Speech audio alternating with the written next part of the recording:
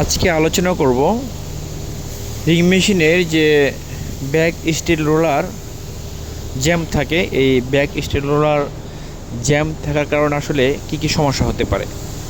এখানে দেখতে পাচ্ছেন যে ব্যাক স্টিল রোলারে আপনার জ্যাম লাগছে, ঠিক আছে, রবিং পেঁচিয়ে পিছিয়ে জ্যাম লাগছে। তো এরকম আমরা প্রতিনিয়তই দেখতে পাই, এটা অপারেটরের একটা নেগলিজেন্স। তো এই কারণে আপনার যেটা হবে যে কাউন্ট ভেরিয়েশন হবে, ঠিক আছে।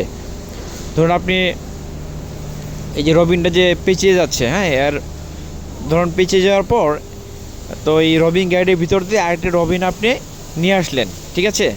নিয়ে এসে আপনি সেটা এই বড় বড় করে দিলেন অপারেটরের মাধ্যমে। সেক্ষেত্রে কিন্তু এই রবিনের মধ্যে আপনার সেটা ঠিক হয়ে যাবে, ঠিক প্লেসের সৃষ্টি হবে, মোটা হয়ে যাবে, যার কারণে কাউন্ট ভেরিয়েশন হবে। এখানে ধরুন আপনি 30 কাউন্ট চালাচ্ছেন, সেখানে হয়ে যাবে 26 কাউন্ট, 20 কাউন্ট। এটা একটা প্রবলেম। এই জন্য অপারেটর যারা আছে তাদেরকে সেটা সঠিকভাবে বলে দিতে হবে।